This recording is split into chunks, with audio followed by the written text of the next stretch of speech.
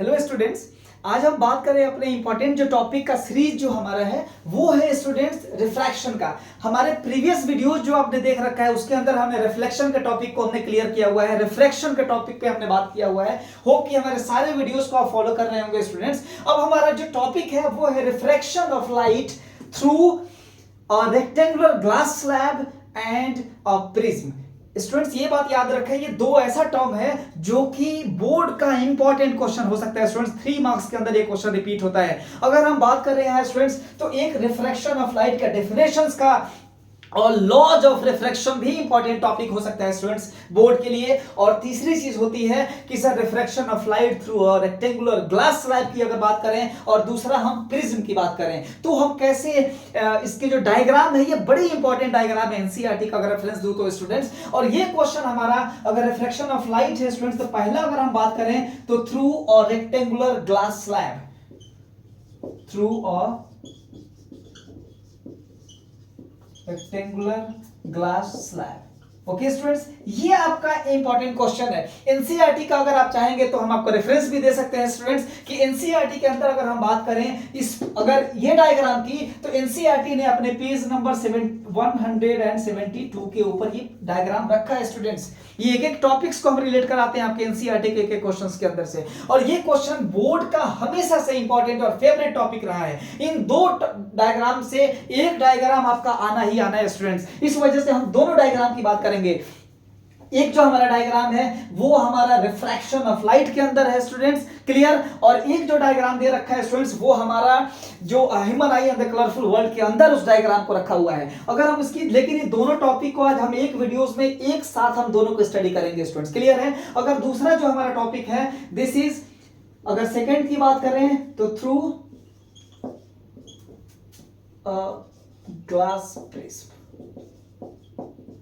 ये दोनों टॉपिक याद रखिएगा स्टूडेंट्स। मैं इसका भी अगर आपको रेफरेंस दे दूं स्टूडेंट्स तो ये आपका पेज नंबर 191 के ऊपर लिखा हुआ है और 192 के ऊपर इस डायग्राम को ड्रॉ किया गया है स्टूडेंट्स। होप कि आपको ये चीज क्लियर हो गई होगी। इस टॉपिक को भी कहां लिखा है और इससे जो डायग्राम एनसीईआरटी के अंदर वो भी, यानी कि हमारा ये दोनों पेज कवर करता है सिर्फ जो refraction of light through a glass prism को। इस वजह से स्टूडेंट्स हम दोनों टॉपिक पे हम पैरेलल बात करेंगे और देखिए वीडियोस के अंदर हम दोनों को समझेंगे स्टूडेंट्स, क्योंकि दोनों में से एक डायग्राम इंपॉर्टेंट है। एनसीईआरटी वाले जो हमारे बच्चे हैं जो अपने वीडियोस के थ्रू जो प्रिपरेशन कर रहे हैं स्टूडेंट्स, आप बुक्स को ओपन करें और इस पेज के ऊपर आए और वहां आप उसको इंपॉर्टेंट लिखें। अभी उसको स्टूडेंट्स उसको इंपॉर्टेंट करें और इस चीज को आप रिवाइज करें क्योंकि ये बोर्ड का इंपॉर्टेंट क्वेश्चन है। ओके, अगर हम अब स्टार्ट करते हैं अपने टॉपिक से स्टूडेंट्स। यहां से अगर बात करें तो आप देखिए स्टूडेंट्स, अगर आपको कोई ग्लास आपने ऐसे रेक्टेंगुलर ग्लास को आपको ड्रॉ करना है इजी, ठीक है स्टूडेंट्स। यहां से आपको क्या करना है, कोई रे ऑफ लाइट को आपको इंसिडेंट करना है,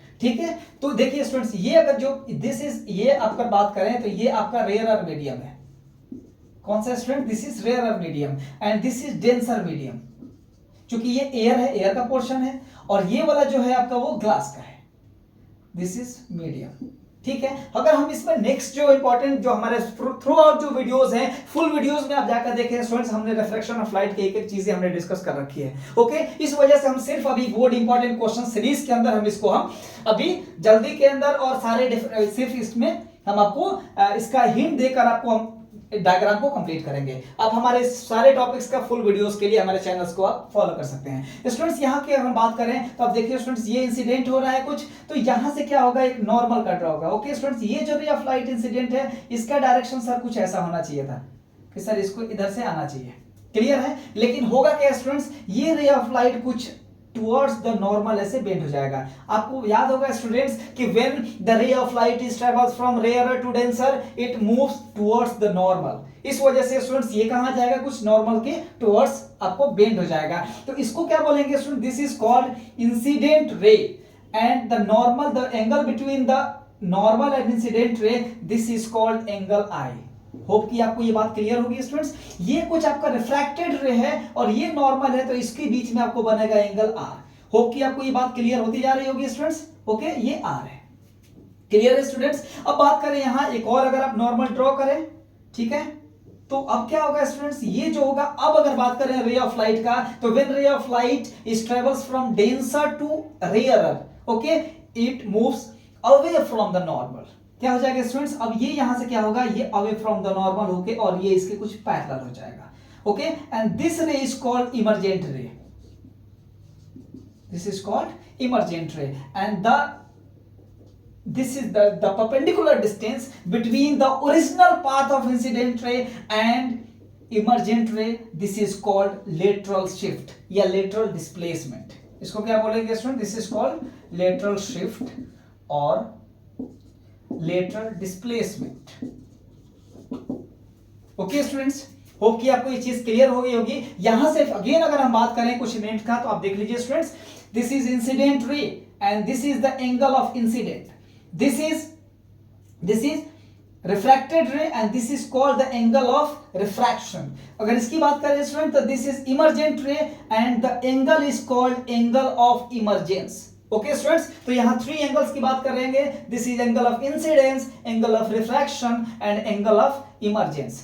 ओके, एंड अगर रे की बात करें तो this is called incident ray, refracted ray and emergent रे. And the perpendicular distance between the original path of incident ray and the emergent ray, this is called lateral shift or lateral displacement. Okay students, hope कि आपको ये topic clear हो गया होगा students. एकदम बिल्कुल easy way में आप इसको डायग्राम को आप ड्रॉ करें, बार बार प्रैक्टिस करें, ये क्वेश्चन आ सकता है स्टूडेंट्स. इजीली आप यहां से आप 3 मार्क्स को गेट कर सकते हैं. अगर हम बात करें स्टूडेंट्स यहां की तो नेक्स्ट टॉपिक है वो है हमारा प्रिज्म का, जो कि पेज नंबर 192 के ऊपर इस डायग्राम को इसको ड्रॉ किया गया स्टूडेंट्स. एनसीईआरटी के अंदर, एनसीईआरटी ने अपने एक्सरसाइज के अंदर क्वेश्चन में नहीं रखा हुआ है, लेकिन एक एक पेज जब हम स्कैन करते हैं स्टूडेंट तो ये टॉपिक कैसे छोड़ के जाएंगे. और ये टॉपिक पेज नंबर 191 के ऊपर लिखा हुआ है, reflection of light through a prism, and इसका जो डायग्राम है वो पेज नंबर 192 पे रखा गया है स्टूडेंट्स. एक एक पेज स्कैन करेंगे. अगर हम बात करें स्टूडेंट्स यहाँ पे अगर ड्रॉ करने की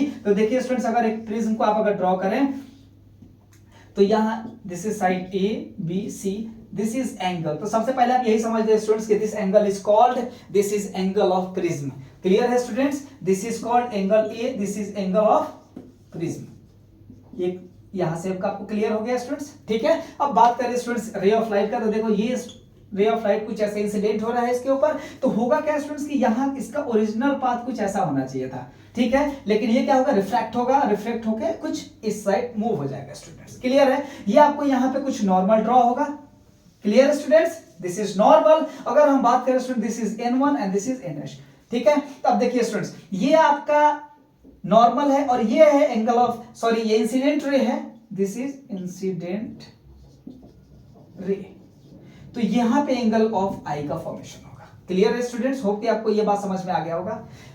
अगर हम बात करें, देखिए ये है refracted ray and this is normal, तो इसके बीच जो ड्रॉ होगा this is angle of refraction.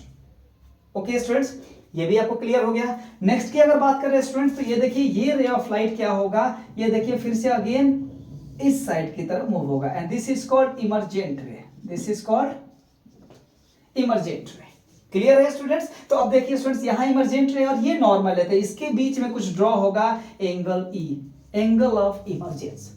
Hope कि आपको ये चीजें एक एक क्लियर होती जा रही होंगी स्टूडेंट्स. अगर हम बात करें इस इमर्जेंट रे का, अगर बैक साइड देखिए इसको, अगर इसका ये अगर पाथ होता दिस वन, तो this is called angle of deviation, या आप डी भी लिख सकते हैं और एंगल ऑफ आप डेल्टा का भी साइन दे सकते हैं स्टूडेंट्स. इसका मतलब है कि सर यहाँ पे हमारा एंगल आई भी समझ में आ गया, एंगल आर समझ में आ गया, एंगल ई समझ में आ गया एंड एंगल डी भी समझ में आ गया स्टूडेंट्स, कि सर ये जो रे है this is incident ray, this is refracted रे, दिस इज इमर्जेंट रे. एंगल की बात करें तो sir this is angle of emergence, angle of refraction, angle of emergence and this is the angle of deviation. Students ये आपको बहुत easy way में आपने क्या किया, इसको ये ड्रॉ कर लिया बोर्ड वालों के लिए. अगर मेरे वीडियोस के थ्रू जो इंट्रेंस के स्टूडेंट्स हैं, ये यहाँ एक इंपॉर्टेंट क्वेश्चन बनता है. एनसीईआरटी बोर्ड में ये क्वेश्चन नहीं बनता है स्टूडेंट्स. मैं बात करूं इंट्रेंस के लेवल की, तो स्टूडेंट्स यहां से एक क्वेश्चन क्या करता है कि सर ये पूरे एंगल्स के बीच में जो 4 एंगल्स हैं वहां से 3 एंगल्स को देख के पूछता है कि सर इसमें जो 4th वाले एंगल की वैल्यू को कैलकुलेट करो. क्लियर है. एनसीईआरटी का ये टॉपिक नहीं है स्टूडेंट्स. एनसीईआरटी ने इस टॉपिक का या रिलेशन का कोई फॉर्मूले को नहीं रखा है. अगर हम बात करें एंट्रेंस के लिए तो स्टूडेंट्स तो अगर हम जो थोड़ा सा ये हाई टॉपिक्स हैं और बहुत सारे बुक्स को आप नहीं परचेस करके, बार बार कहता हूं आप कंसेप्टम की बुक को फॉलो करें स्टूडेंट्स, क्योंकि वहां पे उसने पूरे बुक्स की समरीज, सारे बुक्स के कंसेप्ट को, एक एक टॉपिक्स को उसने लिख रखा है। स्टूडेंट्स बहुत ही इजी वे में आप फॉर्मूले के थ्रू इसको ड्राइव कर सकते हैं। इसको ड्राइव करेंगे students, this is angle of A, this is angle of D, this is equal to angle I plus angle E. अगर आपको ये रिलेशन अगर आपको पता है स्टूडेंट्स, तो आप इजीली आप कैलकुलेट कर सकते हैं। ठीक है स्टूडेंट्स, तो ये अगर आप रिलेशन याद रखें, सिर्फ ये पॉइंट अगर याद रखेंगे तो आपको ये आप इजी वे में आप एक क्वेश्चन कर सकते हैं एंट्रेंस का। अगर ये आपने नहीं पढ़ा है स्टूडेंट, जब तक आपको एनसीईआरटी से ये आउट ऑफ सिलेबस लगेगा, लेकिन स्टूडेंट्स इस वजह से हम बोलते हैं एक एक टॉपिक को आप ध्यान दें। अगर बात करें उसी तरह से अगर इसका एडवांस एनसीईआरटी के अंदर भी बात करें तो ये एनसीईआरटी का भी टॉपिक हो सकता है, और एंट्रेंस का फिक्स क्वेश्चन है स्टूडेंट्स वो होता है स्नेल्स लॉ के ऊपर। किसके ऊपर students? This is Snell's law. इसके अंदर एक क्वेश्चन आता है, the ratio of sine of angle of incidence to the sine of angle of refraction is constant and this is called Snell's law. इसके ऊपर इंपॉर्टेंट क्वेश्चन है students, ये refraction of light का सेकेंड लॉ भी है। First law कहता है the incident ray, the refracted ray and the normal all lies in the same plane, and second one this is called Snell's law, the ratio of sine of angle of incidence to the sine of angle of reflection is constant. और ये वो constant term क्या होता है? This is called, यहां से student देखिए आप इजीली याद कर सकते हैं, sin I, this is sin R, and this is constant, and constant is mu. This is called refractive index. This is called refractive index. इसके ऊपर भी हम बात करेंगे स्टूडेंट्स, और ये हम जब ये बोर्ड के लिए हम आपको इतना बता रहे हैं स्टूडेंट्स, बाकी जो एंट्रेंस के स्टूडेंट्स हैं वो हमारे फुल वीडियोस को जो इसको फॉलो करें, वहां पे हमने पूरे सीक्वेंस वाइज हमने एक एक चीज को टॉपिक वाइज हमने स्टडी कर रखा है। क्लियर है स्टूडेंट्स? तो होप कि आपको ये टॉपिक क्लियर हो गया होगा। ये बोर्ड के लिए इंपॉर्टेंट क्वेश्चन है, एंट्रेंस वाले भी बच्चे हमारे पेज को फॉलो करें। स्टूडेंट्स अगर यूट्यूब पे आप देख रहे हैं तो आप हमारे चैनल को सब्सक्राइब करें, ओके। और हम ऐसे ही और जो इंपॉर्टेंट जो क्वेश्चंस के सीरीज हैं, कंसेप्ट ऑफ बुक्स का एक एक टॉपिक और एक एक क्वेश्चंस पे हम बात करेंगे स्टूडेंट्स। जल्दी हमारी जो सीरीज आ रही है वो कंसेप्ट ऑफ बुक्स के ऊपर आ रही है। जामिया का प्रीवियस ईयर्स के 10 साल के क्वेश्चंस पेपर के साथ आ रहे हैं हम, जामिया के साथ और एमयू के साथ भी हम डिफरेंट सारे एंट्रेंस कोर्सेज के साथ हम अपने सारे वीडियोस को लॉन्च कर रहे हैं। आप हमारे चैनल पे बने रहें स्टूडेंट्स, और होप कि आप बहुत अच्छा करें एंट्रेंस के अंदर। आप जो है आप बिल्कुल अच्छे से आप इसको क्लियर वाइज एक टॉपिक वाइज आप स्टडी करें स्टूडेंट्स, ओके। होप तो all the best students and जय हिंद।